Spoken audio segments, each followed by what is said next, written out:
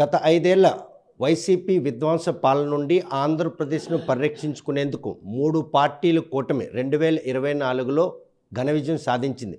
ప్రజలను కాపాడాలి, రాష్ట్రాన్ని మళ్ళీ గాడిలో పెట్టాలనే ఉద్దేశంతో ఏర్పడినటువంటి ఆ కూటమి ప్రభుత్వానికి మాత్రం రాష్ట్ర ప్రజలు నీరాంజనం పలకడంతో పాటు ఎవరైతే ఆ ప్రాంతానికి వన్ని తెచ్చిన నాయకులు సైతం ప్రాంతం మారిన తెగువలు చేసినా కూడా వారిని కూడా హక్కును చేర్చుకొని ఈరోజు వారిని అసెంబ్లీకి పంపించారు.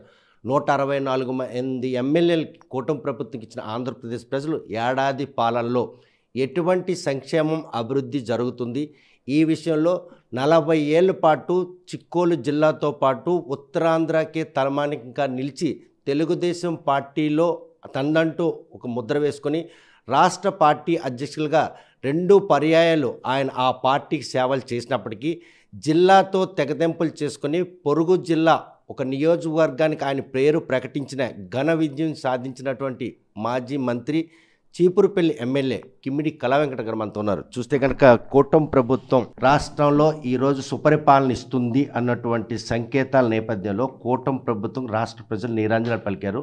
ఈరోజు సుపరిపాలనకి తొలి అడుగు కార్యక్రమానికి సక్సెస్ఫుల్గా సాగుతుంది. ఈ ఏడాది పాలనపై మీ మనోగతం. గత 5 సంవత్సరాల్లో జరిగేటటువంటిది విధ్వంసం.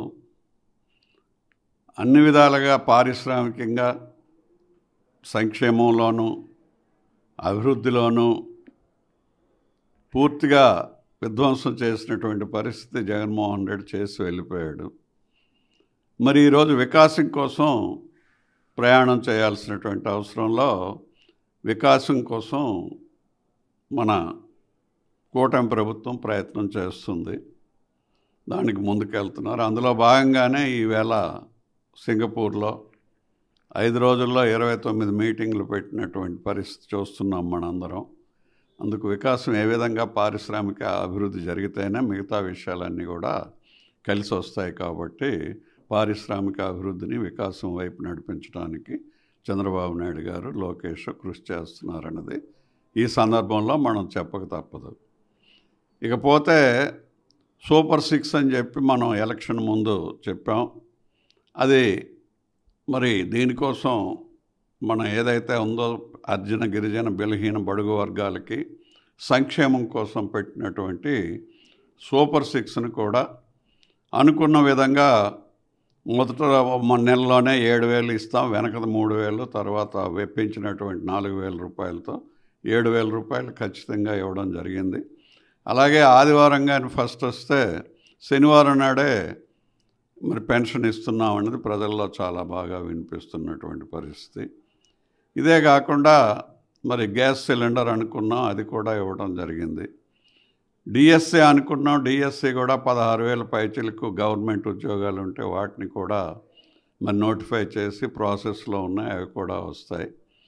ఇదే కాకుండా మరి వీళ్ళకి బస్సుకు సంబంధించి లేడీస్కి అందరికి కూడా ఆగస్టు 15 నుంచి మరి కొంతమంది అనేవారు జిల్లాలు ఇస్తారేమో అని మొన్నే లోకేష్ బాబు క్లారిటీ ఇచ్చారు. ఏంటి ఆ క్లారిటీ అని అంటే రాష్ట్రంలో ఎక్కడైనా ఆడవాళ్ళు ఏ బస్సులో ప్రయాణం చేసినా టికెట్ ఫ్రీ అని చెప్పేసి దాన్ని కూడా క్లారిటీ ఇవ్వడం జరిగింది. మరి ఇన్ని కార్యక్రమాలు మనం వికలాంగులకి 6,000 నుంచి 3,000 నుంచి 6,000 చేసాం. రైతు భరోసా కూడా రాబోయే రోజుల్లో దగ్గరలో వస్తుంది. రేపు ఆగస్టు 15లో ఇది వస్తుంది. రైతు భరోసా కూడా దగ్గరలో ఇస్తాం.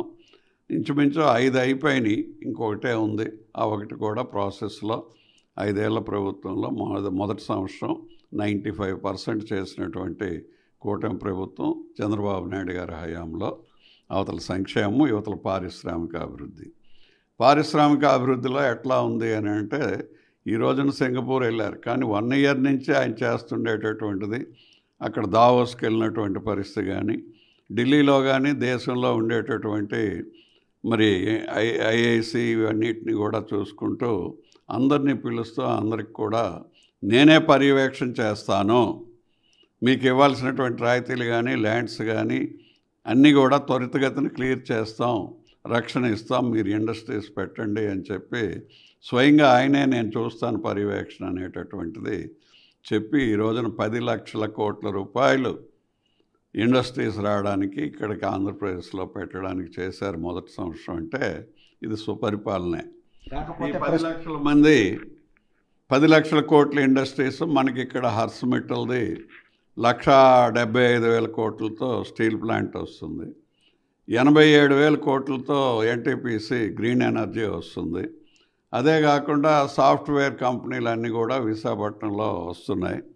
విశాఖపట్నానికి ఏ కంపెనీ వచ్చినా మొదటి అవకాశం ఇచ్చి దీన్ని పారిశ్రామికంగా అదేవిధంగా మరి బొంబాయి లాగా ఫైనాన్షియల్ హబ్ చేయడానికి ఆంధ్రప్రదేశ్కి పూర్తి ప్రయత్నం చేస్తున్నారు. కాబట్టి మనకి ఇవన్నీ వస్తున్నాయి. అలాగే ఇవన్నీ పెరగాలి, ఉత్తరాంధ్ర రావాలి, మరి ఫైనాన్షియల్ హబ్ కావాలంటే ఒక ఇంటర్నేషనల్ ఎయిర్పోర్ట్ ఉండాలి. ఇంటర్నేషనల్ ఎయిర్పోర్ట్ ఉంటే ఏంటంటే ప్రపంచంలో ఉండేటటువంటి పెద్ద పెద్ద వాళ్ళందరూ వాళ్ళ ఫ్లైట్లలో వచ్చినా ఏ విమానంలో వచ్చినా మళ్ళీ మాట్లాడుకొని 1-2 గంటల తర్వాత ఏ డెస్టినేషన్కైనా వెళ్ళిపోవడానికి అవకాశం ఉంటుంది. కాబట్టి సర్వతోముఖాభివృద్ధి అంటే అన్ని విధాలుగా ఆలోచించి ఈ బాగు చేయాలి, మరి ఉత్తరాంధ్రాన్ని ముందుకు తీసుకువెళ్ళాలి అనే ఉద్దేశం ఉండేటటువంటి ప్రభుత్వం నాయకుడు చంద్రబాబు నాయుడు గారు. కాబట్టి ఆ ఎయిర్పోర్ట్ని కూడా తీసుకొచ్చినటువంటి పరిస్థితి ఉంది. ఇంకా పేరుని చెప్పుకోవాలని అంటే భావనపాడు పోర్ట్ కూడా తీసుకొచ్చారు. అది కూడా ఇప్పుడు ఇంటర్నేషనల్ ఎయిర్పోర్ట్ రావడం మీద మరి ఇంటర్నేషనల్గా ఒక రికగ్నిషన్ ఉత్తరాంధ్ర క్రియేట్ చేసినటువంటి వ్యక్తిగా చంద్రబాబు నాయుడు గారు చరిత్రలో మిగిలిపోతారు. అదేవిధంగా అభివృద్ధి సంక్షేమం కూడా ఈ ఉత్తరాంధ్రకు చాలా అవసరం.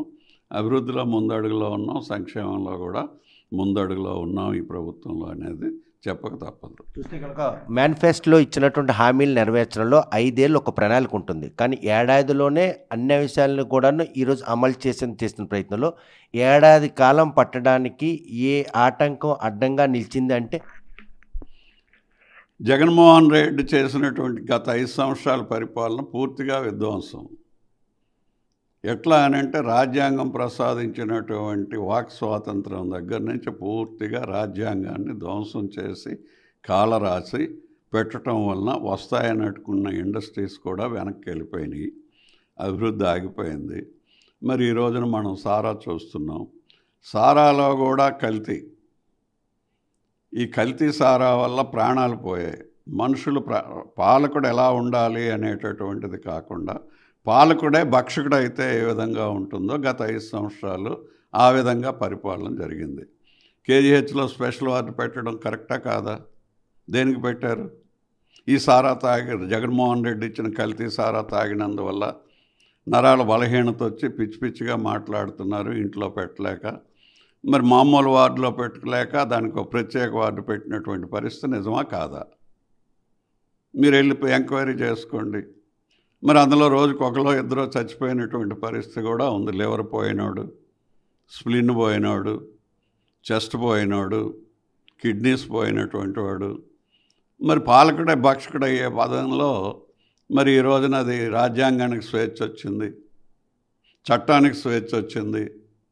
చట్టానికి స్వేచ్ఛ రావటం వల్ల తన పని తను చేస్తుంది. ఎక్కడేం విధ్వంసం జరిగింది అన్నది చూస్తున్నారు. 1 by 1 తీసుకువెళ్తున్నారు. మరి ఈ రోజున బస్సులో జోబు కన్నా కొట్టినా ఒకటే కదా. మరి పెద్దవాళ్ళు మేము లక్షల కోట్లు మా దగ్గర ఉన్నాయి, మమ్మల్ని వేరేగా చూడండి, మమ్మల్ని జైల్లో పెట్టడం ఏంటి అని ప్రశ్నలు వేస్తుంటారు. ఇది ఎవరిని జైల్లో పెట్టడానికి ఎవరు చెప్పరు. చట్టంలోనే ఉంటేనే జైల్లో పెడతారు. చట్టం తన పని స్వేచ్ఛగా చేస్తుంది. కాబట్టి ఈరోజు ప్రజల కోసం ప్రజాధనం దుర్వినియోగం చేసినటువంటి వ్యక్తులను చట్టమే పట్టుకుంటుంది. ఇదంతా కరోనాకు సంబంధించిన నిధులను కూడా ఈరోజు ఆయన దారి మళ్లించారన్నటువంటి స్పష్టత ఈరోజు కేంద్ర ప్రభుత్వం కూడాను బయట చేసింది.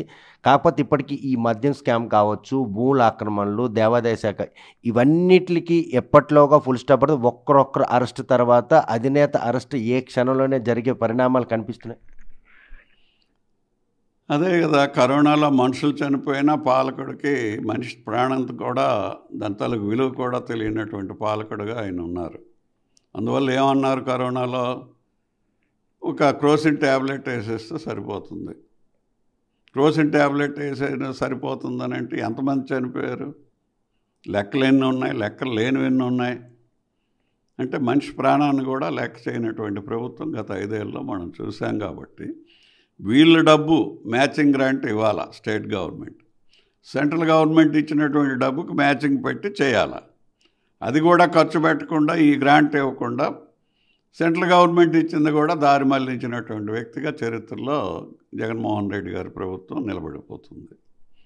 మరి ఆయన మీరు ఒక క్వశ్చన్ వేశారు, ఎప్పుడో అరెస్ట్ అవుతారు ఏంటి అని. వ్యక్తుల పేర్లు కానీ వ్యక్తుల గురించి కానీ మేము చూడం. రాజ్యాంగం స్వేచ్ఛ ఉండాలి, చట్టానికి స్వేచ్ఛ ఉండాలి, పబ్లిక్ ప్రాసిక్యూటర్ ఉంటారు, వాళ్ళు చట్టం ప్రకారం తన పని తను చేసుకుంటూ కోర్టుల ద్వారా జరిగే పని జరుగుతుంది తప్ప దాన్ని కక్షపూరితమైన అరెస్టులుగా పరిణామాలు తీసుకుంటారు. ఈ ముదిన్ రెడ్డి అరెస్ట్తో పాటు పలు నేతల అరెస్టులు మాత్రం కేవలం రెడ్ బుక్ రాజ్యాంగాన్ని అమలు చేసే ప్రక్రియలో భాగమని ఆరోపిస్తుంది. ఇప్పుడు నేను చెప్పా, కేజీహెచ్లో చనిపోయిన వాళ్ళని అడిగితే వాళ్ళ ఆత్మలు చెప్తాయి. వీళ్ళు కూడా ఆత్మలతో మాట్లాడుతుంటారు కదా, ఆ ఆత్మలు చెప్తాయి ఎలాంటి సారా ఇచ్చారో ఏమి ఇచ్చారో. మరి ఒకరు కాదు ఇద్దరు కాదు, ఎక్కడెక్కడ ఏవేవో జరిగాయి, అన్నీ కూడా చట్టపరంగా జరుగుతున్నాయి. నేను మొదటే చెప్పాను, వ్యక్తుల పేర్లు కానీ కక్షపూరితమైనటువంటి కార్యక్రమం కానీ పలానా వ్యక్తిని అరెస్ట్ చేయండి అని చెప్పేది చంద్రబాబు నాయుడు గారికి, తెలుగుదేశం పార్టీ ప్రభుత్వానికి ఇప్పుడే కాదు 43 ఏళ్ళ నుంచి ఎప్పుడూ లేదు అనేటటువంటి పరిస్థితి ఆంధ్రప్రదేశ్ ప్రజానీకానికి, భారతదేశానికి కూడా తెలుసు. అందువల్ల ఏంటంటే చంద్రబాబు నాయుడు గారు పలానా వ్యక్తి మీద కక్ష లేదు, ప్రభుత్వం పలానా వ్యక్తి మీద కక్ష అనేటటువంటిది కాదు. ఏవైతే ఈ సారా తాగి చనిపోయినటువంటి సాయంకాలం వరకు చెమట వచ్చి రక్తాన్ని చిందించి 500 రూపాయలు కూలీగా సంపాదించినటువంటి ఆ వ్యక్తుల దగ్గర నువ్వు పేటీఎం కూడా తీసేసి క్యాష్ రూపంలో వసూలు చేసి వాళ్ళ రక్తాన్ని చెమటని చిందించినటువంటి ఆ డబ్బుల్ని ఎవరెవరైతే తిన్నారో వాళ్ళందరినీ చట్టం తన పని తను చేసుకుంటూ మరి ఎక్కడ ఏం చేయాలో చట్టమే చేస్తుంది తప్ప దీనికి ప్రభుత్వం కానీ ప్రభుత్వంలో ఉండే పెద్దలు చంద్రబాబు నాయుడు గారు కానీ పలానా వ్యక్తిని అరెస్ట్ చేయండి అని మేము ఎవరిని చెప్పము. ఆయన కూడా ఎవరికి చెప్పరు. చట్టం పనిలో ఆ చట్టంలో ఎవరు తప్పు చేస్తే వాళ్ళు అనుభవించక తప్పదు. ఇక్కడ ఇంకొక విషయం కూడా చెప్పాలి. చట్టం ప్రకారం ఏర్పడేటటువంటి ప్రభుత్వాల్లో ఈ 500 రూపాయలు కూలీ చేసుకొని చెమట వచ్చి రక్తాన్ని చిందించి నీకు సారా కొన్నటువంటి వ్యక్తికి ఒకటే ఓటు, నీకు ఒకటే ఓటు, రాష్ట్రపతికి ఒకటే ఓటు. ఆ ఓటు వల్ల ఏర్పడినటువంటి ప్రభుత్వం చట్టాన్ని రాజ్యాంగాన్ని ఉల్లంఘించి చేసిన కార్యక్రమాలు ఉంటే ఆటోమేటిక్ చట్టం వాళ్ళని పనిష్ చేస్తుందే తప్ప ఎవరి మీద కక్ష లేదు. పలానా పేరు అరెస్ట్ చేయండి అన్నది మా ప్రభుత్వం చెప్పదు. చంద్రబాబు నాయుడు గారు కూడా ఎవరి మీద కక్ష తీర్చుకునే మనస్తత్వం ఉండే వ్యక్తి కాడు. 2024 సార్వత్రిక ఎన్నికల్లో కూటమి ప్రభుత్వం కలయిక కొంతమంది సీనియర్ నాయకుల అనుభవాన్ని పక్కన పెట్టి ఈరోజు క్యాబినెట్ రూపొందించడం కానీ కొత్త వ్యక్తుల్ని టీడీపీ బలోపేతం చేయాలనే ఉద్దేశంతో కొత్త అభ్యర్థులను తీసుకొచ్చి గెలుపు గుర్రాల రేసులో పెట్టారు. ఈ ప్రక్రియ అనుభవజ్ఞులు పార్టీకి సేవ చేసిన వారికి తగిన గుర్తింపు రాని వరుసలో ముందు వరుసలో మీరున్నారండి. ఇవేమీ ఆలోచించం. ఎందుకంటే ప్రజాసేవలో పాలిటిక్స్లో మన కార్యక్రమం మనం చేసుకుంటూ పార్టీ నాయకత్వం ఏం చెప్తే అటు ప్రకారం ముందుకు వెళ్తాం. పార్టీ ఒక్కొక్క టైంలో ఒక్కొక్క పాలసీ తీసుకుంటుంది. తీసుకున్నటువంటి పాలసీలో మనం ఫిట్ ఇన్ అవ్వచ్చు, అవ్వకపోవచ్చు. కానీ మనం చేసే కార్యక్రమాన్ని మనం ముందుకు తీసుకువెళ్తూ పార్టీ చెప్పినటువంటి విషయాలే శిరోధార్యం అనే పద్ధతిలో వెళ్ళేటటువంటి సుశిక్షితులైనటువంటి సైనికుల్లా చంద్రబాబు నాయుడు గారు ఎన్నో ట్రైనింగ్లు ఇచ్చి మమ్మల్ని అందరినీ కూడా తయారు చేసినటువంటి వ్యక్తి. ఈరోజు ఉత్తరాంధ్ర నుంచి రాజకీయంగా, ఆర్థికంగా, సాంఘికంగా తయారు చేయటానికి మరి ఆయన చేసినటువంటి మరి ఏవైతే ఇటుకలు పేర్చారో, గౌనం కట్టారో, అందులో కళా వెంకట్రావు, ఒక ఎర్రన్నాయుడు, ఒక అప్పయ్యదొర, ఒక అశోక్ గజపతిరాజు, ఒక అయ్యన్న పాత్రుడు, ఇట్లా ఉత్తరాంధ్రకి తీసుకునేటప్పటికి ఈవేళ అశోక్ గజపతిరాజుకి మరి గవర్నర్ పదవి కూడా ఇచ్చి ఇక్కడ మినిస్టరు 22 ఏళ్ళు, 5 ఏళ్ళు అందులో సెంట్రల్ గవర్నమెంట్ మినిస్టరు సెంట్రల్ క్యాబినెట్లో. మరి అదేవిధంగా ఈరోజు గవర్నర్ పోస్ట్ ఇచ్చి వాళ్ళ అమ్మాయికి కూడా ఎమ్మెల్యే ఇచ్చారు అని అంటే ఎప్పుడు కూడా ఎవరిని మర్చిపోయేటటువంటిది కానీ ఎవరిని పక్కకు పెట్టే పరిస్థితి కానీ ఉండదు. పార్టీ అన్ని విధాలుగా ఒక్కొక్కసారి పాలసీ తీసుకునేటప్పుడు పార్టీ పాలసీని మనం అనుసరించడం, నాయకత్వం చెప్పింది చేయటం అనేటటువంటిది పార్టీలో మెయిన్గా ఉండాల్సినటువంటి పరిస్థితి. ఆ విధంగా ఎప్పుడు కూడా నేను ఈ 43 ఏళ్ళలో ఆయన దగ్గర ట్రైనింగ్ తీసుకున్న తర్వాత ఆ విధంగా ఉండడం, మనకు అవకాశం వచ్చినప్పుడు మనం చేస్తాం, ఇంకోరికి అవకాశం వచ్చినప్పుడు సహకరిస్తాం. చూస్తే కనుక రామతీర్థాల విగ్రహాల ధ్వంసం విషయంలో కళా వెంకట్రావును అరెస్ట్ చేయడానికి మూకుమ్మడిగా వచ్చిన పోలీసులు ఆయన్ని తీసుకెళ్లే క్రమంలో మార్గ మధ్యలో వదిలేయడానికి గల కారణం ఏమంటే అది కేసు కాదు. ఎందుకంటే మా నాయకుడు వస్తున్నారు, అక్కడ వచ్చినప్పుడు నాయకుడితో పాటు రాముడికి జరిగినటువంటి అన్యాయాన్ని రామతీర్థాల్లో చూడాలని వెళ్ళాం. దాన్ని ఒక బోగస్ కేసు కింద క్రియేట్ చేసి ఓ చిన్నపిల్లల ఆటలాగా ఆ రోజు విజయసాయి రెడ్డి వచ్చి ఉదయం 9 గంటలకు ఆ కొండ మీదకి వెళ్ళి మధ్యాహ్నం 1 గంట వరకు కూడా ఆయన దెక్కకుండా మీదనే కూర్చునేటప్పుడు చంద్రబాబు నాయుడు గారిని 3 గంటల కాలం విజయనగరంకి అవతల 4 లారీలు అడ్డం పెట్టి ఆయన్ని అక్కడ పెడితే ఆ తర్వాత 1 గంటకి ఈయన దిగి వెళ్ళిపోతున్నాడు. వెళ్ళిపోయేటప్పుడు సహనం కోల్పోయినటువంటి కార్యకర్తలు ఏవో నా మాటలు అంటారు. దాన్ని చంద్రబాబు 12 కిలోమీటర్ల దూరంలో ఉన్న చంద్రబాబు నాయుడు గారు ఇక్కడ కిలోమీటర్ల దూరంలో టెంట్లో చైర్లు వేసుకొని పెద్ద ఆయన వస్తున్నారు, చంద్రబాబు నాయుడు గారు కూర్చున్నటువంటి మాలాంటి వాళ్ళని అటెంప్ట్ టు మర్డర్ కింద స్వయంగా అప్పుడు ఉండేటటువంటి ఒక వ్యక్తి, ఆ పార్టీలో ముఖ్యమైనటువంటి వ్యక్తి పెట్టినటువంటి కేసుని కట్టకపోతే ఉద్యోగాలు పోతాయేమని కట్టారు. మళ్ళీ ఏమైందో ఏమో తెలియదు. ఎస్పీ అక్కడ వరకు తీసుకెళ్లారు, మళ్ళీ ఇంటికి తీసుకొచ్చి దించారు. అంతే తప్ప మనకేమీ అందులో తెలియదు. తెలిసినటువంటి విషయం ఏంటంటే చంద్రబాబు నాయుడు గారు, కళా వెంకట్రావు గారు అటెంప్ట్ టు మర్డర్ కేసులో పెట్టండి అని చెప్పి అప్పుడు ఉండేటటువంటి ఒక ముఖ్యమైన వ్యక్తి ఆ పార్టీకి సంబంధించి ఆయన స్వయంగా పోలీస్ స్టేషన్కి వెళ్ళి రాసిచ్చినటువంటి చిట్టి. అంతకుమించి అక్కడ ఇన్సిడెంట్ ఏమీ జరగలేదు. 43 ఏళ్ళ తెలుగుదేశం పార్టీలో ఒక ఖచ్చితమైన నికార్సైనటువంటి కార్యకర్తల ఇప్పటికో కూడా మెసులుకున్నటువంటి మీ మనస్తత్వానికి అనుగుణంగా ప్రతి ఒక్కరు మాజీ మంత్రి కళా వెంకట్రావు తాజా మంత్రి ఎప్పుడు అవుతారని ఆశగా ఎదురు చూస్తారు ఉత్తరాంధ్ర ప్రజలు. ఆ రోజు దగ్గరలో ఉందని ఆశించారు. ఎప్పుడు కూడా క్యాబినెట్ ఫార్మేషన్ అంతా సీఎం గారి ప్రెరగేటివ్. అది ఎప్పుడైనా ఆయన తీయొచ్చు, వేయొచ్చు, మళ్ళీ కూర్పులు చేర్పులు చేయొచ్చు.